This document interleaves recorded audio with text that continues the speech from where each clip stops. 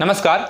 हाल ही में चर्चा में आ रहा है एक तूफान जिसका नाम है तोकते या ताउते। यह कई राज्यों में अपनी विनाशकारी प्रतिक्रिया दर्शा चुका है और यह किन किन राज्यों में और अभी तबाही मचाने वाला है, साथ ही इसका अंत कब होगा और इसका नाम तोकते या ताउते क्यों पड़ा। साथ ही हम आज की क्लास में यह भी जानेंगे कि जो तूफान होते हैं वह इतने विनाशकारी क्यों होते हैं और कहां से जन्म लेते हैं।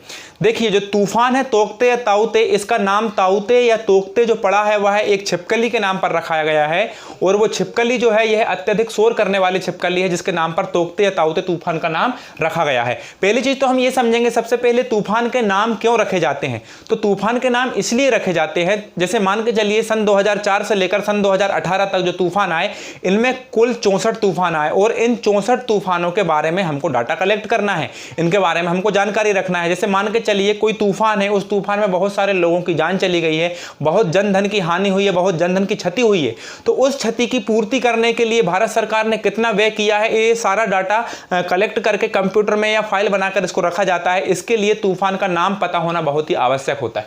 देखिए, तूफान को हम चक्रवात भी कह सकते हैं, हैरिकेन भी कह सकते हैं, तूफान भी कह सकते हैं, साइक्लोन, सभी एक ही चीज होती है। चक्रवात, तूफान, हैरिकेन या साइक्लोन सभी एक ही चीज होती है। वर्तमान में जो तोकते या ताउते तूफान है यह किस भाषा का एक शब्द है, तो यह बर्मी भाषा का एक शब्द है जो किसने दिया है, म्यांमार ने दिया है। जी हां, तोकते या ताउते नाम का जो शब्द है वो हमें म्यांमार देश से प्रदान किया गया है। देखिए, अमेरिका में सबसे पहले तूफान का नामांकन की प्रक्रिया जारी हुई। सबसे पहले अमेरिका में एक तूफान आता है टार्नेडो। यह विश्व का सबसे खतरनाक तूफान है टार्नेडो, जो अमेरिका के पास में आता है। अमेरिका ने सबसे पहले तूफानों का नामांकन करना चालू किया और अमेरिका ने उस देश की जो फेमस लेडीज थी, कहने का मतलब जो बहुत प्रसिद्ध महिलाएं थी, उनके नाम पर तूफानों के नाम रखने चालू किए। जैसे कोई हीरोइन है, जैसे कोई आर्टिस्ट है, जैसे कोई नेता है, इन सभी स्त्रियों के नाम पर या इन सभी फेमस लेडीज के नाम पर तूफानों के नाम रखे जाने लगे। लेकिन 70-79 तक आते आते मेल के नाम पर भी तूफानों के नाम रखे जाने लगे थे। इसके तत्पश्चात धीरे धीरे करके कमेटियों का गठन किया जाने लगा। कमेटियों का गठन इसलिए किया जाने लगा, जैसे हिंद महासागर है, हिंद महासागर एक समुद्र है, इस समुद्र के चारों तरफ जितने भी देश लगते हैं उन सभी देशों की एक कमेटी बनाई गई और उस कमेटी को ये सजेशन दिया गया कि भैया आप अपने हिसाब से कुछ भी नाम रखना स्टार्ट कर दीजिए। इस प्रकार सन 2004 में हमारी भारत की, जो हमारा भारत जिस कमेटी में है, नॉर्दर्न इंडियन ओशियन कमेटी, इसमें क्या किया गया, सन 2004 को इसका गठन किया गया और इसमें उस समय केवल 8 देश शामिल थे। अब जो 8 देश शामिल थे नॉर्दर्न इंडियन ओशियन कमेटी में, इस कमेटी को कहा गया कि प्रत्येक देश 8 नामों का सजेस्ट करेगा या 8 नामों को लिस्ट बनाकर भेजेगा। तो इस प्रकार 8 देश थे, एक देश 8 नाम देगा, तो 8 देशों ने 64 नाम दिए। तो कहने का मतलब 2004 से लेकर आने वाले समय, जितने समय तक भी 64 तूफान आएंगे उसके नाम निर्धारित हो चुके थे कि अगला तूफान जो आने वाला है उसका नाम क्या होगा। देखिए, भारत, पाकिस्तान, श्रीलंका, म्यांमार, ओमान, मालदीव एवं थाईलैंड, ये 8 देश थे। कौन कौन से? भारत, पाकिस्तान, श्रीलंका, म्यांमार, ओमान, मालदीव एवं थाईलैंड, ये 8 देश थे जो नॉर्दर्न इंडियन ओशियन कमेटी में शामिल थे। ये 8 देशों ने 8-8 नाम दिए। इस प्रकार हमारे पास 64 नाम आ चुके थे। ये 64 नाम कब तक कहने का मतलब चलते रहे, तो ये 2004 से 2018 तक ये 64 नाम चलते रहे। 2018 में एक तूफान आया था जिसका नाम क्या था, अम्फान। ये अम्फान नाम का जो तूफान था यह उड़ीसा में इसका विस्तार देखने के लिए मिला था। भारतीय राज्य उड़ीसा में अम्फान तूफान आया था और अम्फान का नाम किसने दिया था, थाईलैंड ने दिया था और 64वें नंबर का तूफान था अम्फान। 2018 के बाद जब 64 नाम पूरे हो चुके, उसके बाद इसमें कमेटी में 5 देश और शामिल किए गए। इस कमेटी में 5 देश और शामिल किए गए जिनमें ईरान, कतर, सऊदी अरब, यूएई और यमन है। इस प्रकार हमारी नॉर्दर्न इंडियन ओशियन कमेटी में कुल 13 देश हो गए। अब 13 देशों को कहा गया कि भैया आप प्रत्येक देश उनमें से 13-13 नाम सजेस्ट करके देगा। तो इस प्रकार 13 देशों ने 13-13 नाम दिए, तो 13 में 13 का मल्टीप्लाई कीजिएगा तो 169 आता है। इस प्रकार हमारे पास 169 नाम आ चुके हैं। तो 169 नामों में अनुमान लगाया गया कि जो 169 नाम है ये 2025 तक के लिए सफिशिएंट है। मतलब 2025 तक लगभग 169 जो तूफान है वो आने वाले हैं। ठीक है, तो 169 तूफानों की लिस्ट हमारे पास आ चुकी है। वर्तमान में जो तूफान आया है तोकते या ताउते, यह इसका जन्म हुआ है कहां से, तो इसका जन्म हुआ है, ये देख लीजिए यहां इस प्रकार, ये आपका भारत है, भारत के ये दक्षिणी क्षेत्र में, दक्षिण पश्चिम क्षेत्र में अरब सागर है, इस तरफ बंगाल की खाड़ी है, हम दक्षिण में कौन है आपका हिंद महासागर। तो बंगाल की खाड़ी में यहां कहीं एक लक्षद्वीप नाम की जगह है, लक्षद्वीप में जन्म हुआ है किस तूफान का, तोकते नाम के तूफान का या ताउते जिसे नाम दिया गया है। और यह नाम किसने दिया दिया है, आपके म्यांमार नाम के देश ने दिया है। तो तोकते या ताउते नाम का जो तूफान है वह लक्षद्वीप से होते हुए कहां पर पहुंचा? सबसे पहले भारतीय राज्य केरल में, उसके बाद कर्नाटक, फिर गोवा। लेकिन यह केवल समुद्री तट के पास चल रहा था, वह राज्यों के अंदर प्रवेश नहीं कर रहा था, मुख्य भूमि के अंदर प्रवेश नहीं कर रहा था। इसके बाद यह जो तूफान है इसने कहां पर दस्तक दी? महाराष्ट्र में, और महाराष्ट्र में आकर इसकी स्पीड कुछ ज़्यादा हो गई है अभी। लेकिन यह केवल यह समुद्र की सतहों पर और हमारे भारतीय राज्यों की तट सीमा पर चल रहा है, अभी इसको कोई मुख्य भूमि नहीं मिली है।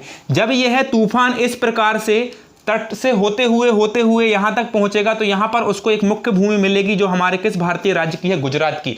मेरे कहने का मतलब सीधा सा ये है कि अभी तक इस तूफान ने इतनी तबाही नहीं मचाई है, लेकिन जब ये गुजरात के तट पर आकर टकराएगा, देख लीजिए तूफान यहां पर आकर इस प्रकार से टकरा जाएगा, तो यहां पर ये इतना एरिया जो है आपका यह मुख्य भूमि का क्षेत्र है, और मुख्य भूमि के क्षेत्र में आकर जब ये ताउते या तोकते नाम का तूफान टकराएगा तो यहां पर गुजरात में इसकी भारी तबाही मचाने के संकेत हैं। लेकिन इसके आगे चलकर जब यह आगे बढ़ेगा तो यहां पर हमारा मध्य प्रदेश पड़ता है, और आपको मालूम है कि मध्य प्रदेश में यह सतपुड़ा पर्वतमाला और यह विंध्याचल पर्वतमाला है जो काफी ऊंची हैं। तो इस प्रकार यह मध्य प्रदेश में ज्यादा अपनी तबाही नहीं मचेगा, यहां तेज जो हवाएं हैं इनका असर कम हो जाएगा, क्योंकि यह इस प्रकार से जब पहाड़ों से टकराएगा तो यहां पर इसकी तबाही कम हो जाएगी। यहां पर तबाही होगी लेकिन उतनी मात्रा में नहीं होगी जितनी कि गुजरात, महाराष्ट्र और गोवा, केरल, कर्नाटक में होगी।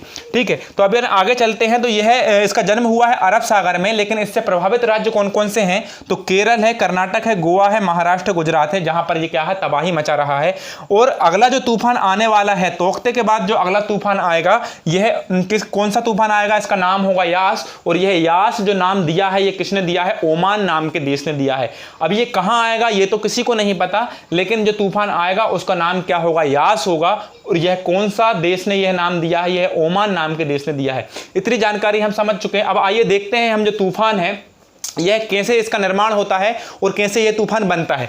देखिए ये इसका अंत कैसे होता है, यह बनता कैसे, अंत कैसे होता है, ये तो आप समझ चुके होंगे कि इस प्रकार से जब यह ऊंची पर्वतों या बड़े बड़े चट्टानों से जाकर टकराता है तो इसका प्रभाव कम हो जाता है और धीरे धीरे यह तूफान शांत हो जाता है। देखिए तूफान जो है वो महासागर में ही जन्म लेता है। कभी भी ध्यान रखिए, दुनिया के 95% जो तूफान आते हैं या 95% जो चक्रवात आते हैं वह समुद्र में ही जन्म लेते हैं, स्थलीय भूमि पर कोई भी तूफान जन्म नहीं लेता। ठीक, उसके बाद हम आगे चलेंगे कि देखेंगे ऊर्जा का स्रोत कैसे होता है, किस प्रकार यह तूफान इतनी ज्यादा तबाही मचा देता है, इसमें इतनी एनर्जी कैसे आती है कि यह इतनी ज्यादा मात्रा में तबाही मचा लेता है। तो तूफान के अंदर जो एनर्जी होती है वो एनर्जी होती है जलवाष्प। कहने का मतलब जब यह तूफान समुद्र में जन्म लेता है तो समुद्र का जो पानी होता है वह उस तूफान के साथ कुछ मात्रा में ऊपर उड़ जाता है, जैसे हम जलवाष्प कहते हैं। तो जलवाष्प ही जो होती है जो ऊर्जा का मुख्य स्रोत होती है चक्रवात की। अब तूफानों का निर्माण कैसे होता है, यहां से हम ध्यान से समझेंगे कि तूफान का निर्माण कैसे होता है। देखिए मैं आपको बता चुका हूं कि जो हवा होती है वो कई गैसों का मिश्रण होती है। पंखा हमें क्या देता है? हवा देता है। कूलर क्या करता है? हमें हवा देता है। हम उसी हवा की बात कर रहे हैं। जो हवा होती है इसमें बहुत सारी गैसें होती हैं और ये गैसें जो होती हैं इनका मिश्रण ही क्या कहलाता है? हवा कहलाता है। अब ये हवा एक स्थान से दूसरे स्थान तक जब चलती है तो इसे क्या कहते हैं? पवन। हवा और पवन में अंतर होता है दोस्तों। हवा क्या होती है? बहुत सारे गैसों का मिश्रण। लेकिन यह हवा एक स्थान से दूसरे स्थान तक अगर चलेगी तो इसको पवन कहेंगे, या इंग्लिश में हम इसे क्या कह सकते हैं? विंड कह सकते हैं। देखिए हवा गैसों का एक मिश्रण होती है और एक स्थान से दूसरे स्थान तक चलती है तो इसे पवन या विंड कह सकते हैं। देखिए वातावरण में अब आपका प्रश्न ये आया कि सर जो हवा होती है वो एक स्थान से दूसरे स्थान तक चलती क्यों है? तो कहने का मतलब सीधा सा ये है, मैं आपको आसान शब्दों में समझाऊंगा कि हवा एक स्थान से दूसरे स्थान तक वायुदाब के कारण चलती है। कहीं अगर वायुदाब ज्यादा है तो हवा ज्यादा वायुदाब से कम वायुदाब की तरफ चलेगी। आप एक डायग्राम के माध्यम से समझ सकते हैं। देखिए वातावरण में जब दाब का अंतर हो जाता है तो उच्च दाब से निम्न दाब की तरफ वायु चलने लगती है ताकि रिक्त स्थान भर जाए। मैं आपको एक डायग्राम के माध्यम से समझाऊंगा कि देखिए ये आपका घर है और ये आपका जो घर है, इस घर के जो आंगन है, इस आंगन में पानी का एक टैंक रखा हुआ है और ये टैंक पानी से भरा हुआ है। अब इस टैंक के निचले हिस्से से आप पानी को ऊपर ले जाएंगे छत पर और यहां आकर इस पाइप को रख देंगे तो क्या इस टैंक का पानी यहां से चढ़ के ऊपर इस पाइप में इस छत तक पहुंच सकता है क्या? नहीं पहुंच सकता है, क्योंकि पानी नीचे से ऊपर नहीं जा सकता है। लेकिन ठीक उसी प्रकार इस घर की छत पर ले जाकर आप इस टैंक को रख दीजिए। टैंक आपने घर की छत पर रख दिया और यहां से पानी लेकर आप इस कमरे में लेकर आएंगे या इस आंगन में इस पानी को लेकर आएंगे तो आसानी से पानी आ सकता है, इतना हम सभी जानते हैं। तो आपके समझ में आ गई होगी बात कि मैं क्या कहना चाहता हूं कि जो हवा होती है, जो वायु होती है, वो उच्च वायु दाब से निम्न वायु दाब की तरफ चलती है। जैसे हम एक और एग्जांपल से समझ सकते हैं। देखिए, ये पानी का एक बहुत बड़ा टैंकर है और यही एक पानी का टैंकर है। देखिए, इन दोनों टैंकर में ये पूरा फुल भरा हुआ है, लेकिन ये केवल थोड़ा सा भरा हुआ है। इस दोनों टैंकरों को मैंने एक पाइप के माध्यम से जोड़ दिया, तो क्या इस टैंकर का पानी इस टैंकर में जाएगा? बराबर जाएगा। कब तक जाएगा? तब तक कि ये दोनों टैंकरों का पानी बराबर नहीं हो जाए।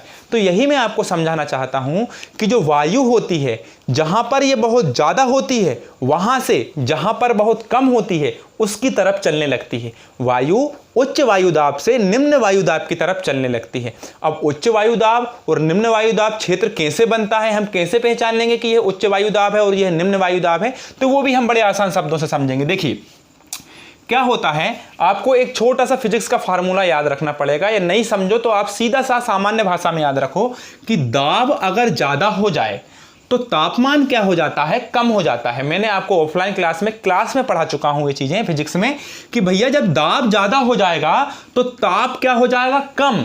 लेकिन अगर ताप ज्यादा होगा तो समझ जाएंगे कि क्या हो जाएगा? दाब कम हो जाएगा। तो अभी आप नहीं समझे, एक छोटा सा एग्जांपल इसके भी ले लीजिए कि आप जब ठंड पड़ती है बहुत ज्यादा, तो उस समय दाब का मान क्या हो जाएगा? देखिए, ठंड पड़ रही है मतलब तापमान क्या है? कम है।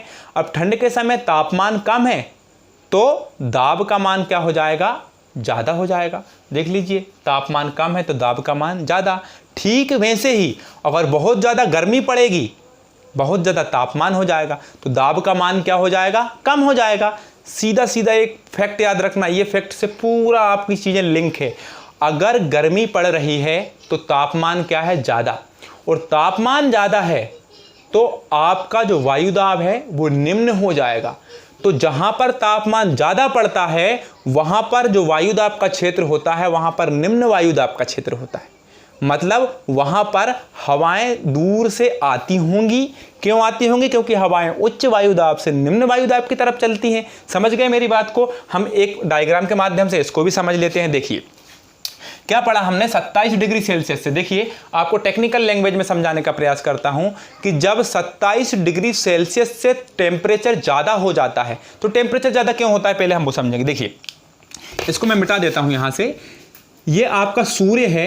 दिन के समय क्या होता है कि सूर्य की जो रोशनी आती है तो ये आपके पृथ्वी के धरातल पर ये सूर्य की रोशनी जब पड़ती है तो पृथ्वी की जो सतह है या जो परत है जिसे हम कहते हैं, ये क्या हो जाती है? गर्म हो जाती है। जब पृथ्वी की सतह गर्म हो जाती है तो इसके आसपास जो वायु होती है वो भी गर्म हो जाती है। अब कोई चीज जब गर्म हो जाती है तो वो हल्की हो जाती है। इस प्रकार ये पृथ्वी की सतह गर्म होती है और पृथ्वी के पास की वायु भी क्या हो जाती है? गर्म हो जाती है। और गर्म होकर ये वायु कैसी हो जाती है? हल्की। और हल्की चीज जो भी होगी वो कहां उड़ जाती है? ऊपर उठ जाती है। कहने का मतलब 27 डिग्री सेल्सियस पर जब पानी के ऊपर सूर्य का प्रकाश पड़ता है तो जो पानी होता है उसकी सतह का टेम्परेचर ज्यादा हो जाता है। तो सतह का टेम्परेचर कितना हो जाता है? मान लीजिए सतह का टेम्परेचर हो जाता है 27 डिग्री सेल्सियस से ज्यादा, तो वहां पर क्या हो जाता है? निम्न वायुदाब का क्षेत्र बनता है। क्योंकि तापमान ज्यादा तो वायुदाब निम्न होगा। मैंने इस फार्मूले में आपको बताया कि भैया समुद्र का जो पानी होता है वो 27 डिग्री सेल्सियस से अगर ज्यादा गर्म हो जाए मान लो, तो वहां पर क्या हो जाएगा? वायुदाब कैसा पड़ जाएगा? निम्न पड़ जाएगा। क्योंकि टेम्परेचर अगर ज्यादा हो जाएगा तो दाब का मान क्या हो जाएगा? कम। ये रिलेशन में आपको दिख रहा होगा। तो आपको बात समझ गई हो, आप बात समझ में आ गई होगी कि भैया 27 डिग्री सेल्सियस से अगर तापमान ज्यादा तो समुद्र के पास में निम्न वायुदाब का क्षेत्र बनता है। इसी क्षेत्र को चक्रवात कहते हैं। क्यों कहते हैं? क्योंकि अगर वहां पर निम्न वायुदाब का क्षेत्र बना होगा तो वहां पर दूसरी जगहों से हवा आई होगी, और जब हवा वहां पर आई होगी तो वो बहुत स्पीड से आती है और इसे ही तूफान या चक्रवात कहते हैं। समझेंगे एक डायग्राम के माध्यम से। देखिए, ये आपका समुद्र है। अब इस समुद्र का जो टेम्परेचर है, जो तापमान है, वो 27 डिग्री सेल्सियस से ज़्यादा हो गया। अब 27 डिग्री सेल्सियस से ज़्यादा हो गया तो यहाँ पर जो वायुदाब का क्षेत्र बनेगा वो कैसा बनेगा? निम्न वायुदाब का क्षेत्र बनेगा। तो निम्न वायुदाब का क्षेत्र बनेगा जिसके कारण हवा कैसी हो जाएगी? हल्की हो जाएगी। हवा हल्की होकर कहाँ उठेगी? ऊपर। ये देखिए, ये हवा कहाँ जा रही है? ये हवा कहाँ जा रही है? ये हवा ऊपर की ओर जा रही है। तो जब ये हवा ऊपर की ओर जाती है, महासागर के जल को लेकर अपने साथ ऊपर चली जाती है। तो ये जल यानी जलवाष्प को जब ये अपने साथ ऊपर लेकर चली जाती है तो देखिए दूसरी दिशाओं से हवा कहाँ आने लगती है? इस लो प्रेशर वाले एरिया में आने लगती है। ये कम वायुदाब वाले क्षेत्र में आने लगती है। ये वाला लो प्रेशर कहने का मतलब यहाँ वायुदाब का मान क्या है? कम। प्रेशर का मतलब क्या होता है? दाब। तो यहाँ पर जो लो प्रेशर है, यहाँ पर वायुदाब क्या है? कम। तो यहाँ पर वायुदाब कम इसलिए है क्योंकि यहाँ का तापमान 27 डिग्री सेल्सियस से ज्यादा हो चुका है और ये हवा यहाँ के आसपास की जो हवा है वो ऊपर उठ रही है, साथ में ये समुद्र का जल भी इसके साथ ऊपर जा रहा है, इसलिए यहाँ पर लो प्रेशर का क्षेत्र बन चुका है। इसलिए यहाँ हवा कई जगहों से यहाँ पर हवा आने वाली है। इस प्रकार से हवा आने वाली है। अब देखिए जो हवा आएगी यह सीधी सीधी हवा नहीं आएगी। हवा कभी भी सीधी सीधी नहीं चलती है। हवा इस प्रकार से चलती है। देख लीजिए, ये लो प्रेशर का क्षेत्र है आपका। इस प्रकार से जो हवा आएगी वो इस प्रकार से चक्कर लगाते हुए हवा चलती है। आपने बनबूड़ा देखा होगा, गर्मियों के दिन में आपने देखा होगा, समतल भूमि पर आप कई बार खड़े होते हैं मैदानी क्षेत्रों में और एक बहुत जोर से एक बनबूड़ा टाइप का आता है जो गोल गोल घूमते हुए आता है और बहुत ऊपर तक जाता है और उसके लपेटे में जो भी चीज आती है, कुर्सी आती है, टेबल आता है, कुछ भी आता है, वह अपने साथ घुमाने लगता है और ऊपर तक ले जाता है। जैसे हमारी भाषा में हम लोग बनबूड़ा बोलते हैं, आपकी भाषा आप समझ गए होंगे। ये डायग्राम आपको दिख रहा होगा। इस प्रकार से बनबूड़ा आता है गोल गोल घूमते हुए। हम उसी बनबूड़े की बात कर रहे हैं, उसी को चक्रवात कहते हैं। देखिए समुद्र में इस प्रकार का बनबूड़ा आता है और ऊपर तक पूरे जलवाष्प, यहाँ की जलवाष्प पूरी कहां ले जाता है? ऊपर ले जाता है। अब 2 मिनट के लिए आपको कैरियोलिस बल समझना पड़ेगा। यह बहुत आसान है। कैरियोलिस बल कहने का मतलब, जो कैरियोलिस नाम के वैज्ञानिक थे उन्होंने क्या बोला कि जो पृथ्वी है यह 2 भागों में बटी हुई है। यह पृथ्वी है 2 भागों में बटी हुई है। ऊपर वाला जो भाग होता है वह उत्तरी गोलार्ध एवं नीचे वाला जो भाग होता है वह दक्षिणी गोलार्ध होता है। तो उत्तरी गोलार्ध में जो हवाएं चलती हैं, कहने का मतलब जब हमारा जो भारत है, ये जो आपको भारत दिख रहा होगा, हमारा जो भारत है ये उत्तरी गोलार्ध में है। हम जब गोली चलाते हैं, जो मिसाइल छोड़ते हैं, तो वह घड़ी की सुई की विपरीत दिशा में घूम जाता है हल्का सा। समझ रहे होंगे मेरी बात को कि उत्तरी गोलार्ध में ये आपकी भूमध्य रेखा, इसके ऊपर अगर आप कोई गोली छोड़ोगे या कोई हवा चलेगी तो वह घड़ी की दिशा के विपरीत घूमती है। लेकिन दक्षिणी गोलार्ध में बात करें तो यह घड़ी की दिशा में घूमती है।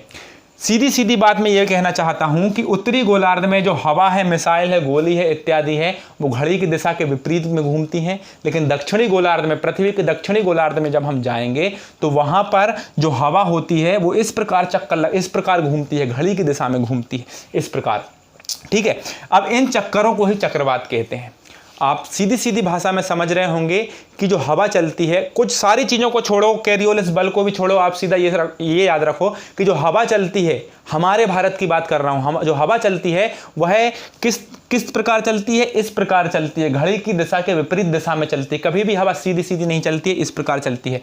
लेकिन जब इस प्रकार चलते चलते बहुत तेज चलने लगती है तब तूफान उसको हम कहते हैं। देखिए तूफान कितनी स्पीड का होता है, जब हम बात करें 64 किलोमीटर प्रति घंटा की रफ्तार से जब हवाएं चलती हैं तो उसे एक अवसाद कहते हैं, उसे तूफान का नाम नहीं दिया जाता। लेकिन 64 किलोमीटर प्रति घंटे की रफ्तार से अगर तूफान ज़्यादा रफ्तार पकड़ लिया या हवाओं की रफ्तार ज़्यादा हो गई तो इसे एक तूफान का समझा जाता है और यह विनाशकारी रूप ले लेता है। तूफानों की गति 200 किलोमीटर प्रति घंटा तक हो जाती है।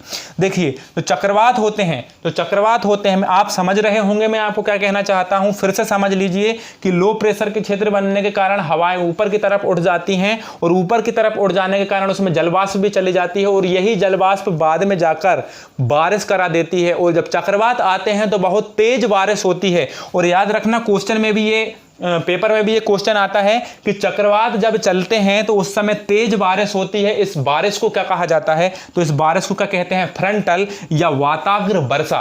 क्या कहते हैं इसे? फ्रंटल कहते हैं या वाताग्र वर्षा कहते हैं। इतनी बात आपको समझ में आ गई होगी। आज हमारा पंखा बंद है तो थोड़ा सा पसीना निकल रहा है। देखिए अब इतनी चीज आपको समझ में आ गई होगी। कहने का मतलब देख लो, ये लो प्रेशर का जो क्षेत्र होता है, हवाएं ऐसी चलती हैं, इस प्रकार से हवाएं आपकी चलती हैं, इस प्रकार से आपकी हवाएं चलती हैं, चक्कर लगाते हुए हवा चलती है, जिन्हें चक्रवात कहते हैं। अब देखिए चक्रवात 2 प्रकार का होता है, एक उष्णकटिबंधीय चक्रवात और एक कौन सा? शीतोष्ण कटिबंधीय चक्रवात। मोबाइल को थोड़ा सा घुमाना पड़ेगा।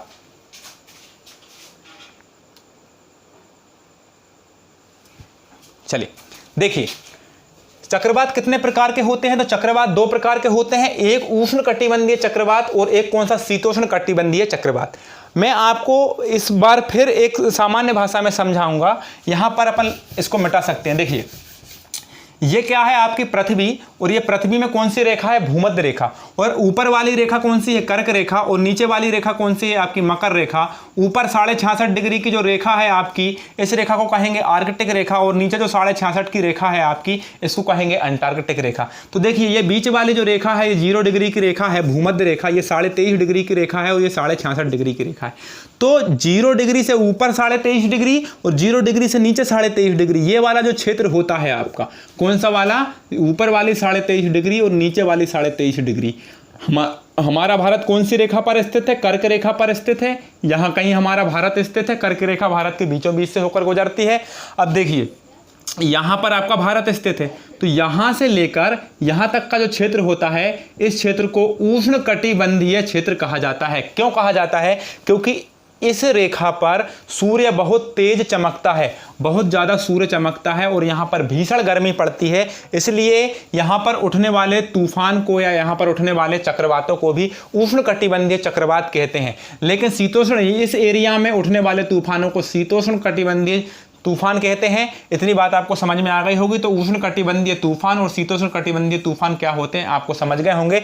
प्रश्न बनेगा, सीधा बता देना, वो आपसे ये क्वेश्चन पूछेंगे कि शीतोष्ण कटिबंधीय जो तूफान होते हैं वो पृथ्वी के किस हिस्से में होते हैं, तो आप बता देना भैया 23.5 से 66.5 ऊपर और 23.5 से 66.5 नीचे वाले एरिया में होते हैं। अब देखिए मैंने आपको चक्रवात तो बता चुका हूं, प्रति चक्रवात क्या होता है तो वो भी समझ लीजिए। देखिए चक्रवात में क्या होता है कि बाहर से हवाएं आती हैं और बीच वाले इलाके में आकर क्या होते हैं, चक्कर लगाती हैं। लेकिन इसमें प्रति चक्रवात में क्या होता है, बीच में हाई प्रेशर बनता है, और हाई प्रेशर से जो हवाएं रहती हैं ये बाहर की तरफ चलने लगती हैं, इसे कहते हैं प्रति चक्रवात। कहने का मतलब चक्रवात का उल्टा क्या होता है, प्रति चक्रवात। और प्रति चक्रवात जब रहता है तो मौसम साफ रहता है, स्वच्छ रहता है और बिल्कुल उजाला रहता है, किसी प्रकार का अंधेरा नहीं होता। लेकिन जब चक्रवात होता है तो तेज बारिश होती है, बहुत तेज हवाएं चलती हैं, और इसके साथ क्या होता है, बड़ी बारिश होती है, बड़ी बारिश होती है। अब आपको ये देखना है भैया कि कौन कौन से देश में तूफानों के क्या क्या नाम है। तो भारत की बात करें तो भारत में तूफान को चक्रवात कहते हैं। ऑस्ट्रेलिया में तूफान, एक विशेष प्रकार का तूफान आता है, बिली बिली, एग्जाम की दृष्टि से बहुत आवश्यक है।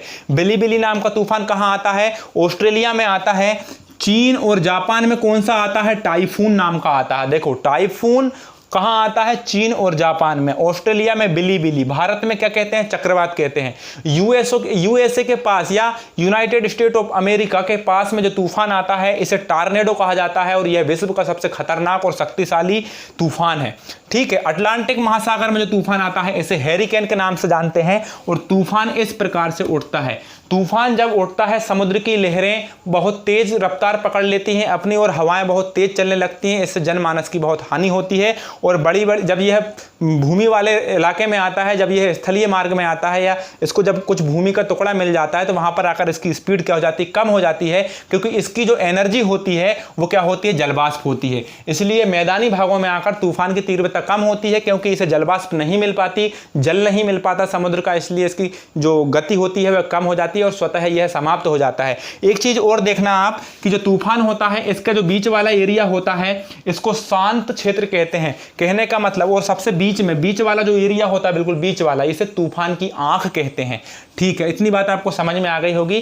तूफान अगर आपको समझ में आया है तो कमेंट सेक्शन में जरूर बताएं कि आपको नेक्स्ट वीडियो किस टॉपिक की चाहिए, हम उसके लिए प्रयास करेंगे। धन्यवाद।